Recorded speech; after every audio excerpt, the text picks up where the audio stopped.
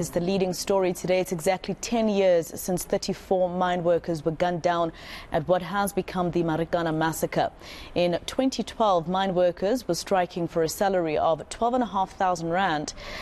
Union eNCA is commemorating the event at the infamous Kopi in Marikana. Our reporter Pule Letshwiti-Jones is on that story and he joins us now live. Pule, a lot of people would say 10 years later nothing has changed for the people who live in Marikana, for the workers who are still working at that mine and the community around there. What are you seeing and what are the community members and miners telling you? Definitely, I think that's the whole sentiments around this event today in commemoration of the 34 miners who lost their lives during that deadly tragic incident that happened about a decade ago. When you talk to them, most of them are still saying that they still, there's a sense of desperation for answers to find as to who's going to be held accountable and what's going to happen going forward. You see that during the news about headlines where there were allegations of some families wanting to sue the president for about R1 billion as well. So you get the sense that there's still some sort of unrelentless efforts here that have not been made yet to try and compensate these families and be with them at the very same time to speak to some of their grievances. But before we get deeper into the details, perhaps I'm just going to try and pan on my right hand side, show my colleague Mohammed can show you that there seems to be a lot of community members and miners who have started trickling in here at the event venue next to the Kopi where the incident actually happened about a decade ago, and many here will be expecting to be addressed by some of these mine organizations rather, being eNCA as well. But for now, we will be seeing what happens. We do know of some activism groups such as the Socio-Economic Rights Institute of South Africa that's been waving behind some of these miners to try and ensure that there is justice.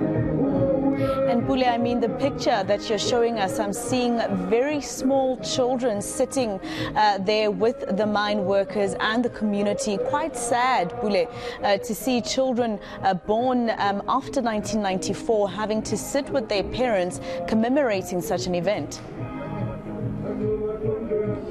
Yeah, definitely. This has been described as, lethal force that was used by states in post-apartheid South Africa, which saw the lives of many who were actually fighting for a salary increment coming to an end. I mean, many of the families still say that they've lost breadwinners, and until today, these events are still as a result of trauma to their loved ones, and of course children who were left behind here as well, but those who were trying to fight for injustices here at this particular venue. So you can imagine the type of trauma emotionally that still lingers upon some of these families here who today are still seeking for answers, Masiko, 10 years later, and they're hopeful that one day they will get some bit of clarity as to what happens next and who are those who must be held accountable. And you remember there was a commission of inquiry looking into this deadly massacre, but still today there hasn't been anyone who's in handcuffs or being held to account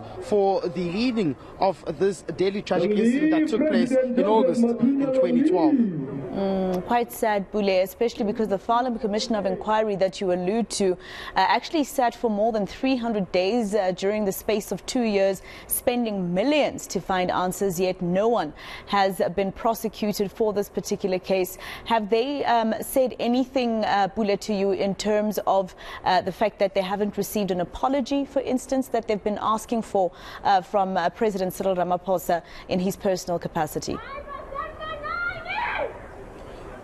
Well, yeah, I spoke to some of the workers here who one was actually explaining to me to say, look, son, every time I just walk here, it's a constant reminder of what happened then. He says that he also lost a brother who was trying to fight for the injustices that are taking place at some of these mining company operations. And you get a feel that there's still that trauma, that dark hour still torments most of these people, especially in the neighboring communities around here. It is a tragic incident that took place that still has not seen any sense of accountability. there hasn't been any investigations which could have led to successful prosecutions. This is also an impoverished community with many still unemployed here, many saying that they've been neglected by the state, and still saying that while that's the case, there hasn't been any sort of remorse towards the widows and of course family members who lost their loved one during this tragic incident. And it's painful to see what many are going through here. Of course, some of them were still children when it happened, but when they get to grow up in this community, this will forever be a historic moment that they'll have to relive every day. Very sad that after 1994, that's what you see. Pule Letshwiti-Jones live for us in Marikana. Let's leave it there for now. We do have our colleague, actually, Moloto, who is also in Marikana. He's closer to another scene there, and he joins us now live. I think he's on the floor where the program is expected to take place. Moloko, how's it looking in terms of the start of that program today? Good morning, Masero. Well, things are underway here already, as possibly you can hear the man on the podium. That is Mr. Manyati. He is the regional secretary of AMCU in this area. Of course, they had said that they are expecting approximately 25,000 people to be part of this commemoration. But as the numbers are looking, it doesn't look like we are anywhere near the 25,000 mark, assuming that maybe others are still coming. And I must say that it's been very peaceful up to so far, really. According to Manyati, they are a peaceful organization, and they have been working together with the police in terms of ensuring that there's compliance, because where people are gathered in large numbers, there must be authorization by the police. It says they have ticked all the boxes, and they were working with the police. We saw the police as well as emergency personnel and also officials from the local municipality yesterday. They were here just to do the final touches ahead of this event. Masero, you would recall that since 2012, when the miners were killed here, almost every year there had been a commemoration event, except in the past 2 years when there were COVID restrictions. So this is the first commemoration event 2 years after the disruption imposed by COVID-19. And of course, earlier on, as we were coming into this area, Masero, we met a group of about 10 people. They told us that they are the workers at the mine owned by Letshwiti-Jones, where many of the mine workers are employed at. And they were essentially stopping people who were driving or trying to drive onto the workplace, saying that no one is allowed to report for duty on this day. Everybody, they said, must be part of this commemoration. And this is about 3 kilometers or so away from where we currently are. And of course, we saw later the police arriving there. No clashes, I must say, but those men were clear that they were not going to allow anyone to go and report for duty. We saw on the program that among those who are going to be speaking here, Masero, includes family members of those who were killed and those who were injured. But also, the program indicates that the Chief Executive Officer of Letshwiti-Jones will also be among the speakers. You would recall that in the past few months, these workers were basically on strike because they wanted more money. Yes, as matters stand, according to the workers, not a single worker is earning below 12,500, which was the minimum salary they went on strike for in 2012. Masero? Yeah, and Moloko, I mean, seeing the pictures that you're showing us now are quite different to the 16th of August 2012, right, when we saw the events that unfolded on that fateful day. But speaking about Sibanye and the fact that they merged, of course, to buy Marikana from Lonmin, they are the second biggest producers of platinum in the world. And, I wonder how miners feel about the fact that till this day, they have to take to the streets when they want to just have a better life. Well, I guess that is the struggle that many workers across the country are having to engage in. Negotiations all the time. They tend to be, characterized by unhappiness, where from both sides, the employer side and the employee, are trying to flex their muscles. The difficulty in this area, Masero, is that we saw how much the chief executive officer is earning. Over 300 million rand that he reportedly received in the past financial year. And of course, he would argue that he is at the center. If things are going down or south, he must take the blame. But the workers are saying, let us share. Let us share when things are going right. At least let us share the money. But we have not seen the violence that we saw 10 years ago, as the workers here were also demanding more money. And I guess the fact that none of them is earning below 12,500, that is what they will appreciate. But obviously, given the fact that the cost of living really has recently gone so high, they possibly are feeling the squeeze, and they would surely want more money.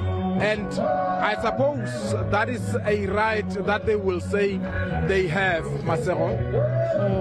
All right, Moloko, just very quickly, my last question to you. Of course, there's so many people to blame, really, for what happened back in 2012. And I think, there's some articles that have even blamed NUM and AMCU for the fact that they also, started fighting amongst each other for membership of those miners back in 2012. Speak to us about the fact that AMCU is supposed to actually open a trust for the families of the miners who passed away, and still, there's no clear indication of what's happening there.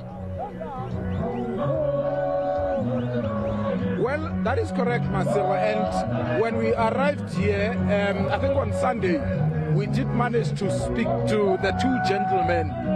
One of them, Mzotolo Makitiwana, he was shot 9 times, he says, and he had spent about 5 months in the hospital's ICU. And he says upon his